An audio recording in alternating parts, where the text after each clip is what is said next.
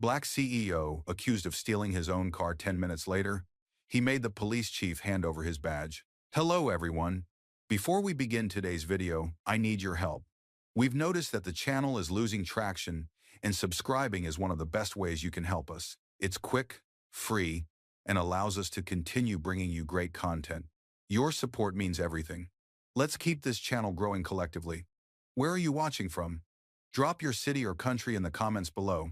Thank you very much. Now, let's get back to the story. Step out now. This isn't yours. The officer's voice cracked through the morning air like glass under pressure. A crowd had already gathered, phones up, lenses hungry for tension. In the driver's seat sat a black man in a charcoal suit, calm behind dark lenses, hands resting steady on the wheel of a $200,000 Aston Martin. He didn't move, didn't blink. Only the faint reflection of blue lights danced across his sunglasses. The second officer circled the car, hand on holster. You heard him. Step out. Slowly. Behind them, the dealership signs shimmered in gold letters. ASSTON. Drive. A place where money bought silence and appearance decided value. The man inside, Marcus Reed, said nothing, because he'd heard that tone before. At 16, it was a mall security guard accusing him of loitering. Mayo. At 24, a realtor who asked if he could really afford the house he'd just bought.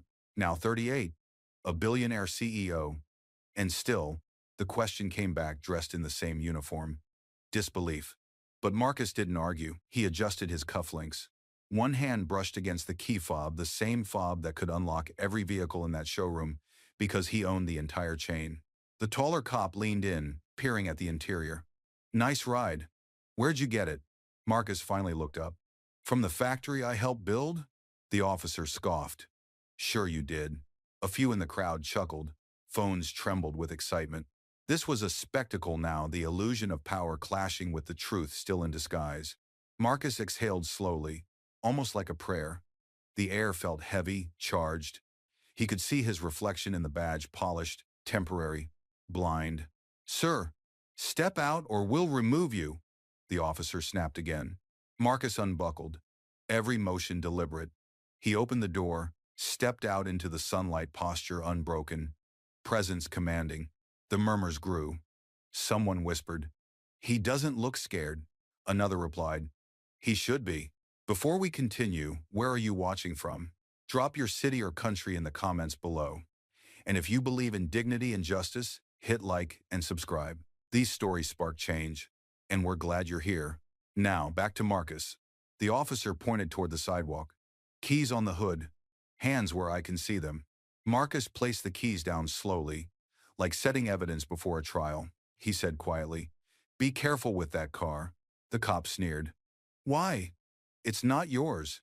Marcus looked him dead in the eye. That's exactly why this moment matters. A silence fell over the street, a silence thick with judgment, history, and the weight of what was about to change. The silence didn't last long. One of the officers spoke into his shoulder mic. Possible vehicle theft, suspect detained. Suspect. The word hit the air like a verdict already signed. Marcus didn't move. The crowd edged closer.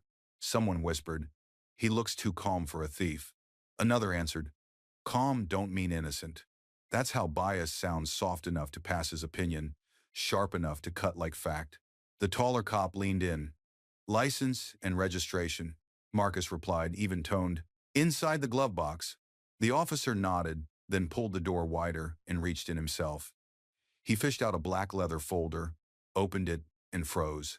The registration bore a bold name, Reed Automotive Group, Inc., but he didn't read it aloud. Instead, he snapped the folder shut and said, "Fake or stolen, we'll find out." Marcus turned his head slightly. "Or you could just read it." "Sir, don't get smart," the cop shot back. Marcus smiled faintly, not from arrogance, but recognition. He'd seen this choreography before. A woman from the crowd called out, "He gave you his papers. What more you need?" The officer ignored her. "Step back, ma'am," another man muttered. "You all gonna regret this." Phones kept filming, each frame a timestamp, each second an archive of disbelief. Marcus looked at his watch. 10:24. He pressed a button on the side of his smartwatch. Subtle, almost invisible. Far away in a glass office overlooking downtown Atlanta, a light on a server rack blinked red. Protocol. 7 activated. Back at the scene, the shorter cop frowned. What was that? Marcus met his gaze. Accountability. It's a new technology. You'll get used to it. The cop scoffed. You threatening me with tech? No, Marcus said calmly. With truth.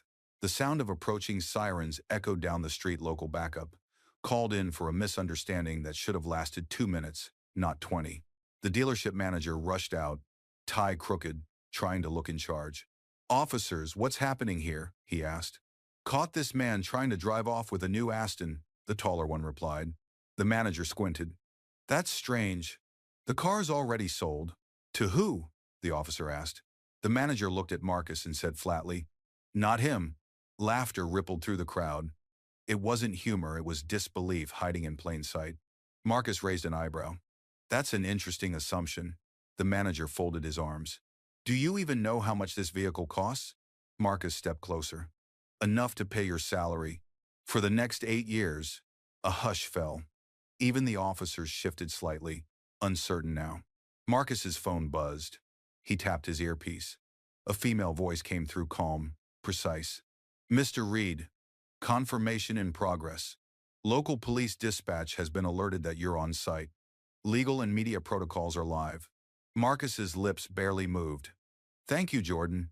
The taller cop frowned. Who was that? Marcus turned toward him, his expression unreadable. The part where this stops being a mistake, he said. And just like that, the crowd felt it, the shift. The air no longer belonged to the badge. It belonged to the truth walking toward it. Somewhere inside the showroom, a reporter whispered into her mic. This might be one of those stories people talk about for years. She had no idea how right she was. The backup unit arrived in under 2 minutes, lights flashing, radios hissing. The crowd parted as 2 more officers stepped out, posture hard, eyes scanning for control. To them, Marcus was just another problem to be contained. Sir, hands on the hood, one ordered. Marcus didn't argue. He placed both palms flat on the cool metal, steady, but his tone when he finally spoke could have frozen wind. You're about to detain the registered owner of this entire property. The younger officer paused mid-stride. What? The older one waved it off. Let's verify that first. They didn't notice the showroom manager's hands shaking as he checked his tablet. His system had just locked him out. A message flashed across the screen in bold red. ACCESS revoked, internal audit initiated. Jordan's voice hummed softly through Marcus's earpiece. Protocol 7 is running. Corporate security just logged the entire incident live. Local news already has the feed. Marcus didn't move. Let them keep filming. Behind him, someone whispered, He said, owner.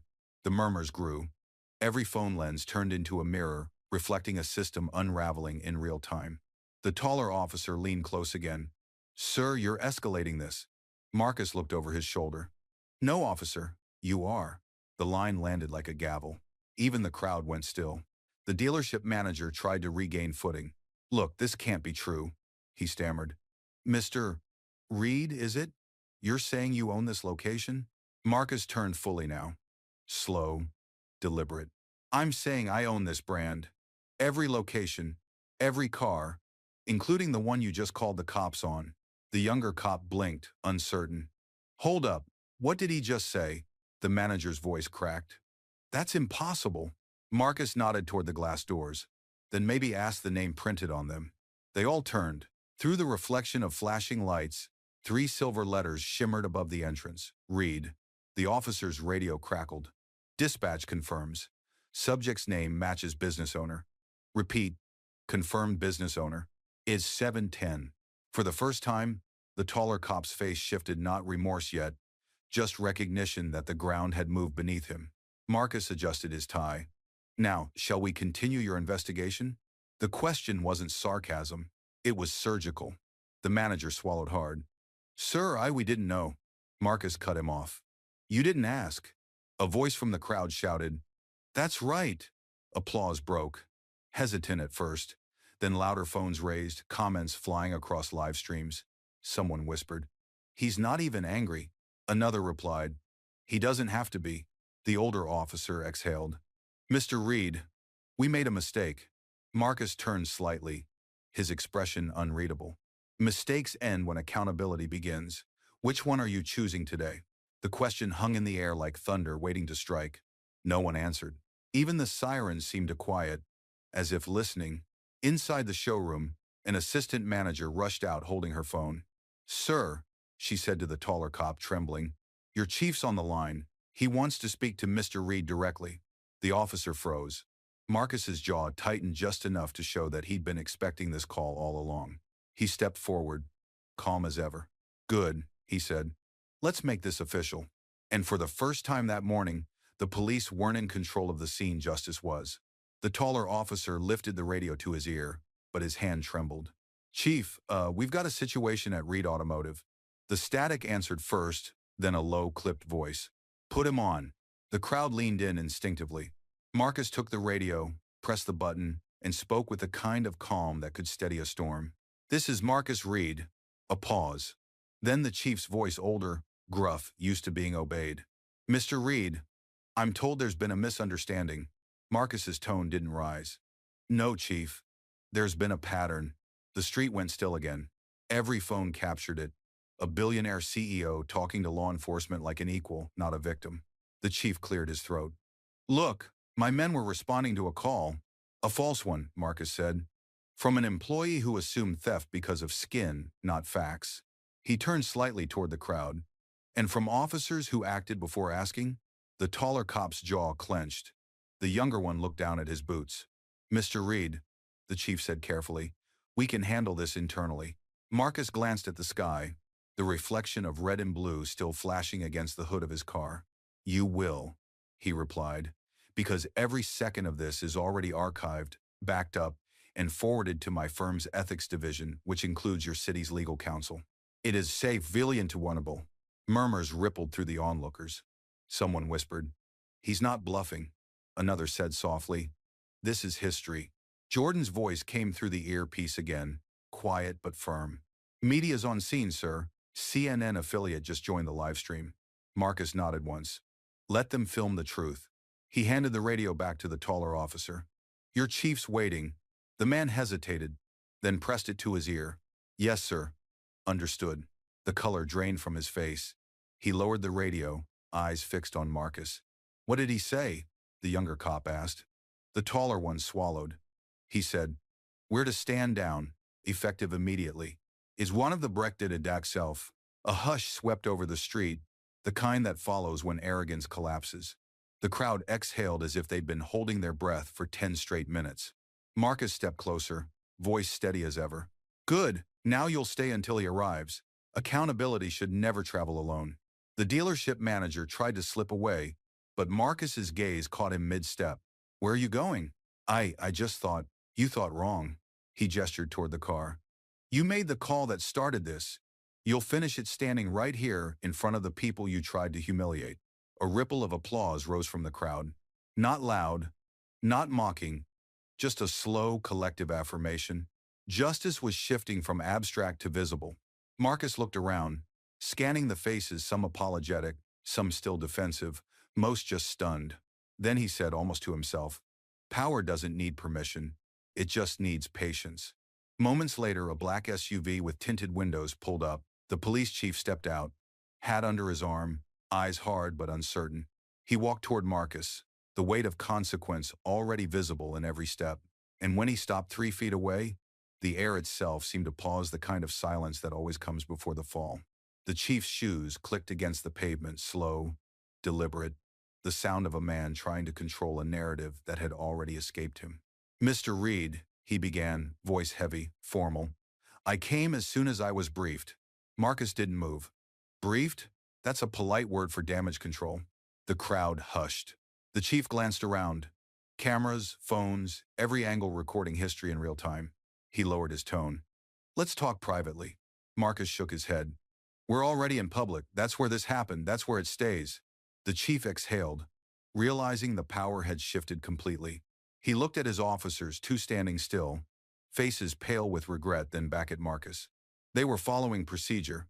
"No," Marcus said evenly. "They were following prejudice." The words landed hard. Even those filming lowered their phones for a moment, letting the weight of it settle. The chief tried again. "If you'll allow me, we can conduct a full review. I'll ensure disciplinary action. Marcus cut in. This isn't about discipline, it's about truth. You don't fix rot with paperwork. He turned slightly, his reflection gleaming on the hood of the Aston Martin still parked, still spotless, the silent witness to every word. You see that car, Chief? That emblem on the front? This macking of outer batter ravels. The sand bited. The chief nodded. Wary. That's not luxury, that's legacy. My father built engines in a shop smaller than this parking lot. He told me one day I'd build something they couldn't take away. He was wrong. Marcus looked directly at him. They still try. The chief shifted, clearly torn between authority and conscience. Mr. Reed, I can't change what happened. No, Marcus replied, calm but sharp.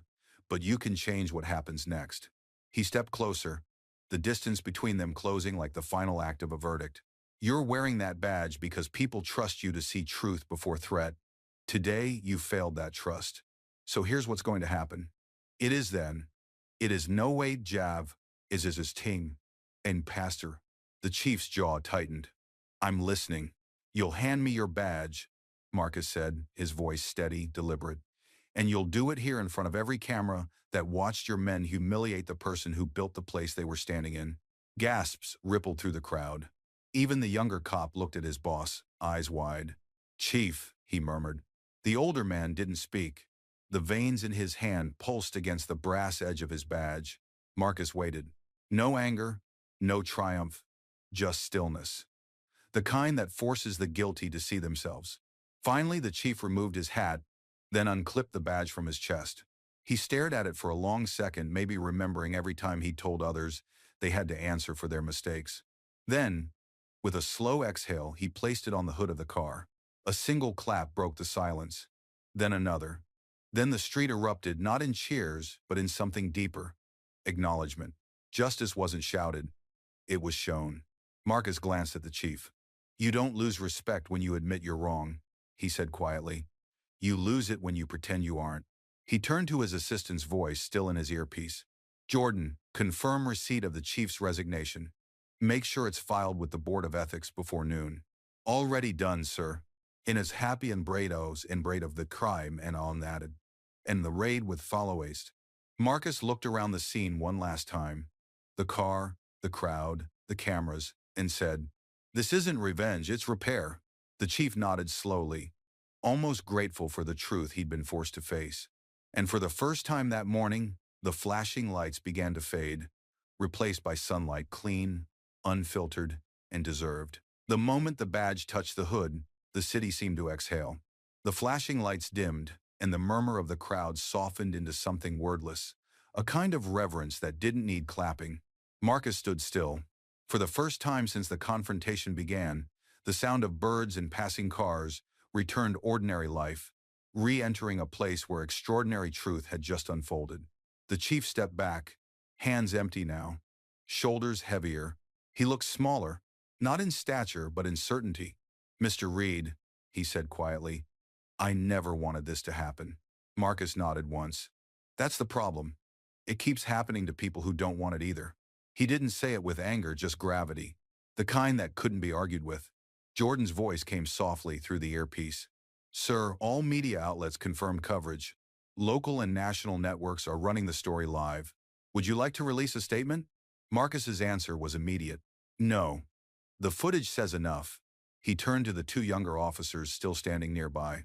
You can stay, he said evenly, but only if you're here to learn, not defend. One of them nodded slowly, eyes lowered. The other swallowed hard, guilt drawing lines across his face. I didn't know who you were, he murmured. Marcus met his gaze. That's not the point. You shouldn't have to. A woman from the crowd stepped forward, the one who'd first spoken up. Her voice shook, but her words didn't. I filmed the whole thing. If you ever need it. Marcus interrupted gently. Keep it. Share it. The world learns faster when the truth doesn't belong to one person. He looked around, scanning the faces again, workers, bystanders, kids in hoodies, professionals in suits, all of them, witnesses to a lesson written in real time. Don't mistake calm for weakness, he said quietly, almost like a benediction.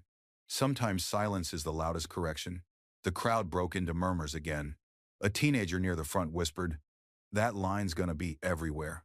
His friend replied, It should be. The chief took one last look at his badge, resting on the Aston's hood, then turned to leave. Marcus watched him go, not with satisfaction, but reflection. Because every victory like this carried its own sadness, proof that progress still needed confrontation to be seen. He ran a hand along the car's fender, feeling the cool metal under his fingertips. For a second, he saw his father's garage, the smell of oil and steel, the sound of rain against tin. That's where it had started. Back when justice wasn't a word, just a wish whispered over engine smoke. "Sir," Jordan's voice returned, "would you like me to notify the board about the dealership staff involved?" Marcus took a slow breath. "No, I'll handle that personally. Mercy is a better teacher when it's witnessed." He looked up at the sky, sunlight breaking clean through the clouds. Then he turned back to the crowd, his voice carrying just enough for everyone to hear. "I don't need them punished," he said. "I need them changed." A long pause followed, the kind that lingers after truth has been spoken and doesn't ask for applause. Then Marcus stepped into the car, the door closing with a quiet, definitive click. As the engine started, the screens of 100 phones caught the reflection of one line burned into every mind there. Power doesn't shout, it corrects. And with that, Marcus Reed drove away, not escaping the moment but completing it. By the next morning, the world had seen it. The video, shaky, raw, undeniable, had spread across every major platform before sunrise. Number Marcus Reed trended on X.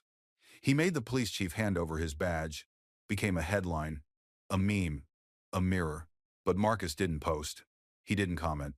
He didn't even open the news. He was already back at his office, top floor, glass walls overlooking the same city that had once refused him loans, deals, and credibility. The irony wasn't lost on him. Jordan entered with a tablet in hand. "Morning brief, sir." He glanced up. "How bad?" "Depends on your definition," she replied. 58 million views, 4 network requests, 3 legal inquiries, and 1 invitation from the governor. As how passed on the right one to next. Incontellable. Marcus leaned back in his chair. "All that for 10 minutes of truth," Jordan nodded. 10 minutes that made people pick sides. She swiped the screen, headlines scrolled by in waves. CEO confronts racism with calm precision. Police chief resigns after viral incident. Reed, the face of silent power. Marcus exhaled, eyes steady on the city below. "They'll talk about it like it's justice," he said quietly. "But justice isn't a clip, it's a culture." Jordan tilted her head. "Then maybe this is the start of one." He smiled faintly, not optimism, just awareness. "Maybe." Her phone buzzed. She glanced down, frowned. "Sir, you're trending again. Someone leaked your old interview from 2015, the one where you said, 'Silence isn't weakness, it's strategy.'" Marcus gave a small laugh. "Guess they finally understood it." Across the city, reactions poured in. A news anchor replayed the footage in slow motion, narrating every second like it was a courtroom exhibit. On TikTok, teenagers reenacted the scene with captions like, "This is how you handle disrespect." Comment sections split between awe and cynicism. "He's a hero." "It's staged." Imagine needing to own the building to get respect. In a quiet suburb, a young black boy watched the clip with his mother. He asked softly, "Mom, why did they think he stole it?" "Yes. He was level bride with I am lay. Aber." She hesitated before answering. "Because sometimes the world forgets who built what." Meanwhile, in the police department, the chief sat in a conference room, surrounded by reporters. His statement was short. "I resigned because leadership without accountability is theater." The cameras caught it. The story deepened. Back at Reed Automotive, Marcus met with his communications team. A woman in a blazer spoke first. "We can use this moment, brand positioning, social messaging." He raised a hand. "Stop." The room froze. "This isn't a campaign," he said. "It's a consequence." The room fell silent. Marcus stood, walked to the window. The morning light caught the reflection of his face, calm, firm, unyielding. "They saw what happened to me," he said. "But the story isn't about me. It's about the next man who shouldn't need a headline to be treated with dignity." Jordan met his eyes in the glass. "Then what do we do next?" Marcus turned, voice low, deliberate. "We build something that doesn't go viral, it goes permanent." Outside, a helicopter circled the skyline for live footage. Inside, Marcus Reed began writing the next chapter, not for applause, but for architecture. because what he was constructing now wasn't a business move. It was the blueprint for justice that didn't need a camera to exist. 3 days later, the noise began to fade, but Marcus's work did not. While the internet argued, he was in a boardroom filled with architects, lawyers, and community leaders. On the screen behind him glowed 3 words in white on black: the Reed Initiative. "This isn't charity," Marcus said, voice steady. "It's infrastructure." He pointed to the slide police accountability workshops, youth mentorships, legal defense funding for wrongfully profiled citizens. "Every city that sells our cars will host one. If they want our brand, they'll share our values." A pause. Then Jordan added, "And every incident like yours becomes a training case for both officers and civilians." "These gone ways," Marcus nodded. "We won't erase what happened. We'll repurpose it." Outside the boardroom, journalists still camped near the lobby, waiting for a statement he had no intention of giving. He didn't need to. Real power doesn't announce itself, it operationalizes. Later that evening, Marcus stood alone on the rooftop of his headquarters. The skyline pulsed with light, some from the city, some from his billboards already updated with a new slogan. "Reed Automotive, built by discipline, driven by dignity." The wind tugged at his jacket. Below, traffic moved like a current, chaotic but constant. Each car a reminder of motion, of progress that doesn't wait for permission. Jordan joined him quietly. "They're calling you the CEO who made silence viral." He smiled faintly. "Then they missed the point." She tilted her head. "Which is?" Marcus looked out toward the horizon. "That silence was never the goal. It was the test to see who'd listen before I had to speak." A moment passed, heavy and clean. Then he turned away from the skyline and said, "Now let's get back to building." Because for Marcus Reed, justice wasn't a moment in front of cameras. It was a system under construction. 2 weeks later, the headlines had cooled, but the movement had not. The Reed Initiative spread faster than any ad campaign ever could, not through marketing, but through momentum. Police academies requested the training modules. Community centers asked for funding. Universities invited Marcus to speak, but he always declined. "I'm not a speaker," he told Jordan one night in his office. "I'm an engineer.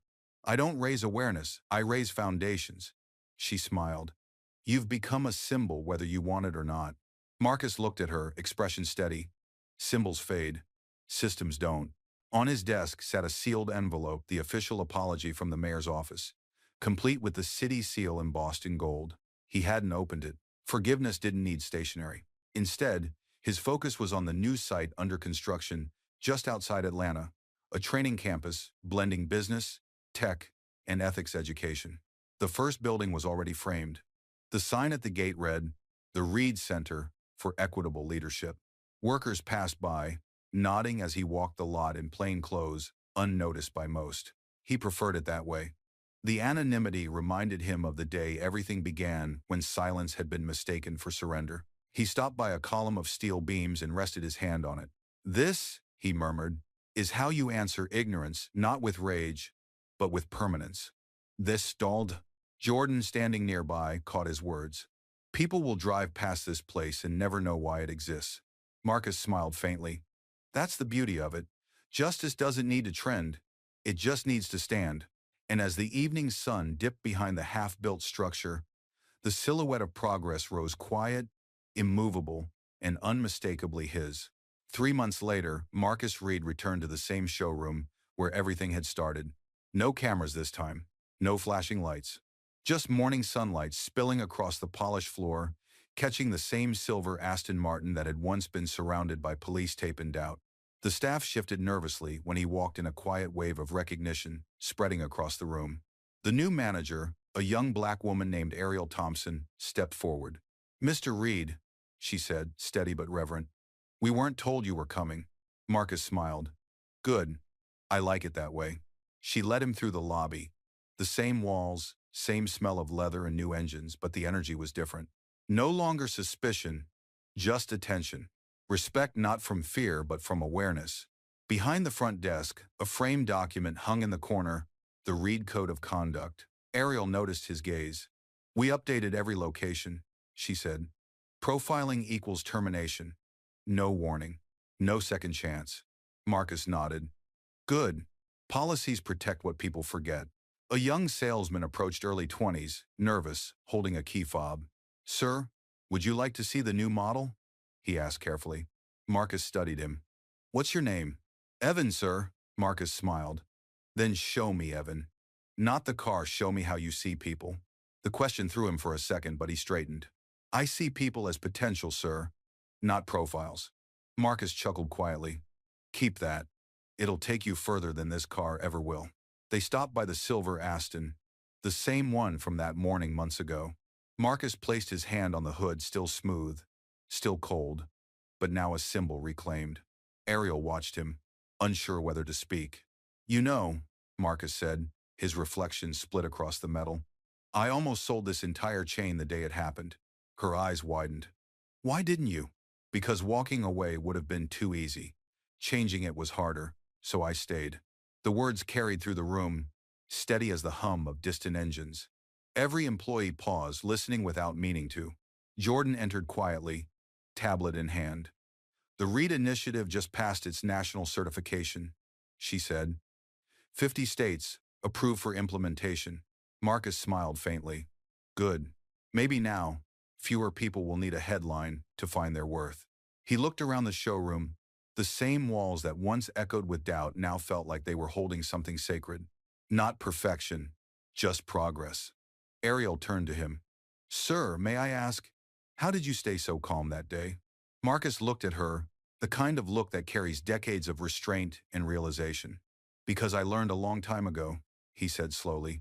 "Anger makes you loud, but dignity makes you heard." The room went silent.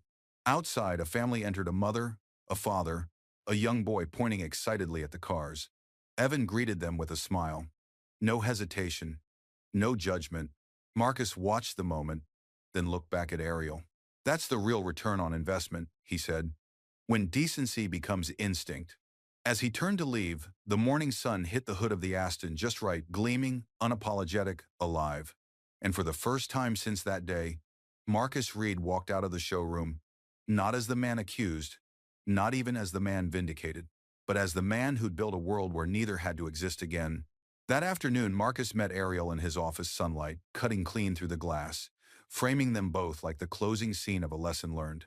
On the desk lay a single envelope stamped with the Reed Automotive seal. He slid it across to her. "What's this?" she asked. "Your promotion," he said simply. "You're taking over this division." Ariel froze. "Sir, I'm not sure I'm ready." Marcus smiled. "Neither was I, the day they told me I didn't belong here. Turns out that was my first day of leadership." She blinked back tears, then stood taller. "I'll honor it, sir." "I know you will," Marcus said, rising. "Because you've lived what the policy means, not just memorized it." Jordan entered quietly, tablet in hand. "Press requests are stacking up again. They all want a quote." Marcus shook his head. "Give them this. Leadership isn't what happens in the spotlight, it's what you fix after it turns off." He looked at Ariel once more. "This place doesn't need me hovering over it. It needs you proving it works." Ariel nodded. "What will you do next?" Marcus glanced toward the skyline beyond the glass. "Build something quieter, but stronger." As she left the room, the sunlight shifted, landing on the empty chair he'd once filled with silence that spoke louder than power. Marcus Reed had just done what few ever could. He turned survival into succession. Night settled over the city like a calm verdict. From the rooftop of the Reed headquarters, Marcus watched the skyline pulse, thousands of windows flickering like reminders that change never sleeps. Below him, the new training center's lights glowed steady. The first cohort already inside, young officers, business interns, community leaders. The future in motion. Jordan joined him, a coffee in hand. "You ever think about how fast everything shifted?" Marcus smiled faintly. "It didn't shift. It revealed." The world didn't suddenly change, it just finally looked in the mirror. He took a slow breath, the air crisp, clean. "The goal was never revenge," he said. "It was recognition. We have the problems." They stood in silence for a while, the kind that doesn't need filling. Far below, traffic whispered, billboards flashed, and a small digital screen on a passing bus displayed the new slogan, "Reed Automotive, built by discipline, driven by dignity." Jordan looked at it, then at him. "That line's going to outlive us." Marcus chuckled softly.